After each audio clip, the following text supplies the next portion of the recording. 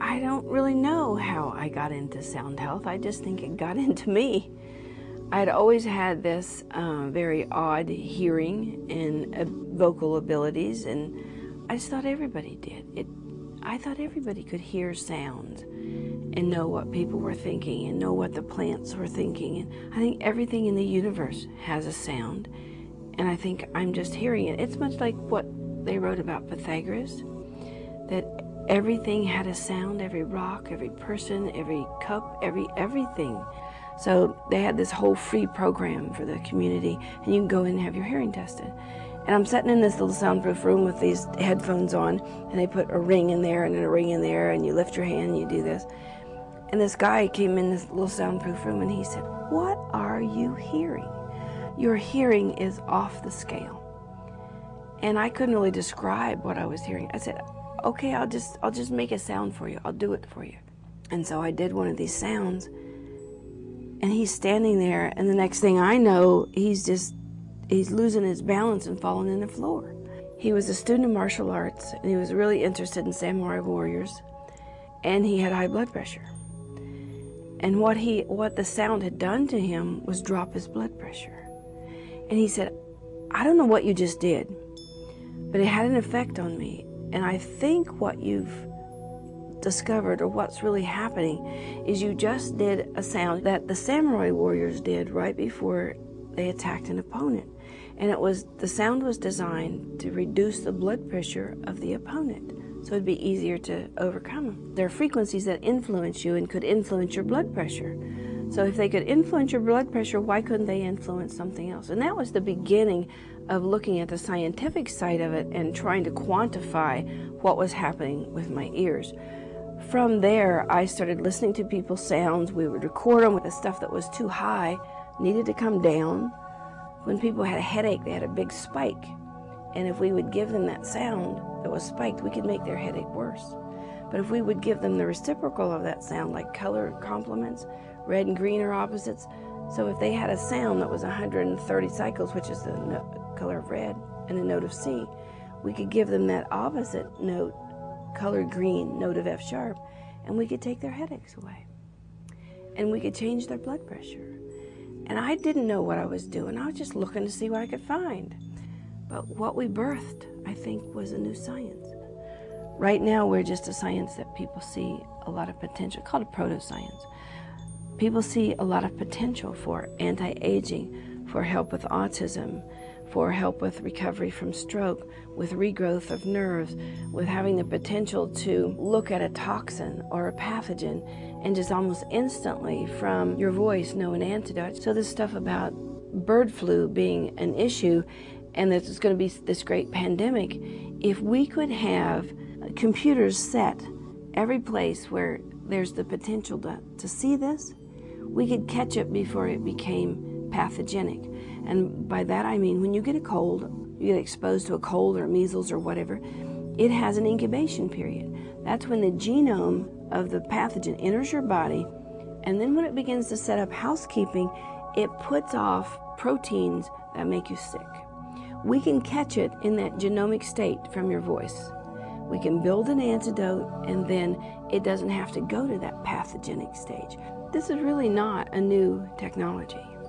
As I was talking about Pythagoras, that's centuries ago. And I have to imagine that in the beginning, when people had babies, they sang to them. It's a natural thing to want to talk and interact with your babies. And it's a natural thing to moan and groan when you're ill. And it's a natural thing to wail with grief when somebody that you love died.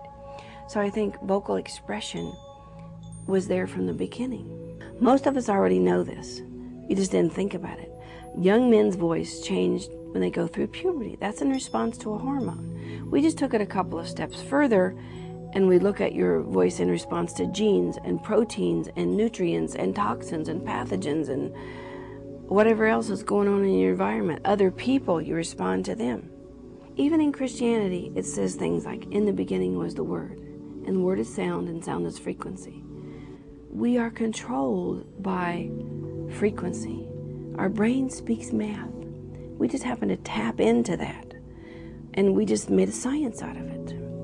And it's in Christianity. When you look at a picture of Jesus, isn't there a whitish yellow aura around his head? That's your aura, A-U-R-A in English, O-R-A in Hebrew, meaning light. And that people give off light. Some people see this as an aura, so they have this visual intuition about the body. Some people hear it, and they have an oral intuition about what we're saying. And we found that these little micro tremors, all the little micro frequencies in the voice, all give us information about you. Tell us the architecture of the pattern of your voice tells us what's going on with you. You have vocal codes, and we just found a way to decode them because we found out that the vocal cords are controlled by the recurrent laryngeal nerve. That's in the parasympathetic nerve bundle that keeps your body in stasis, keeps it calm, cool, and collected, and doing what it ought to do. In that bundle is nerve fibers, nerve frequencies running all the time, a connection from your brain to your body. And in that bundle is control of the vocal cords. So the vocal cords have a direct connection, a direct link to the brain. And anything that happens to your brain, which is your central processing unit for everything that's going on, it goes through your vocal cords. And we just broke the codes. And this is definitely a new kind of medicine. I'm not allowed to say that because I'm not allowed to say it's medicine. Actually, I think it's an old kind of medicine, that we did it all along. There are still stories out about the Aborigines that sing a broken bone fixed overnight or sing somebody well. It's on the planet. Somebody remembered it. It's in some of these ancient indigenous cultures. We just brought it to science because we use computers. You know, I could do this with my voice from now till I die, and people wouldn't believe it because it's only an esoteric talent that I have. But I knew that when I died, it was going to die, and it was too valuable to the human race not to put this in a system that somebody else could use and that we could teach easily to somebody else.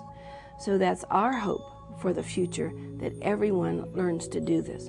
And those people out front, the visionaries, they're the ones that say, yeah, this is where we ought to go. This is what we ought to do. You got these people back here that are saying, no, there's nothing to that, it's just poppycock. They're the ones that won't look at it, or they're the ones that have their own agendas, that they don't want something new coming along. Progress can only happen by accepting those things not in vogue at the moment. We were not in vogue in the beginning, but people are joining us every day and saying, yes, this is where we need to go. This is what I want to do. I want to be part of making a difference.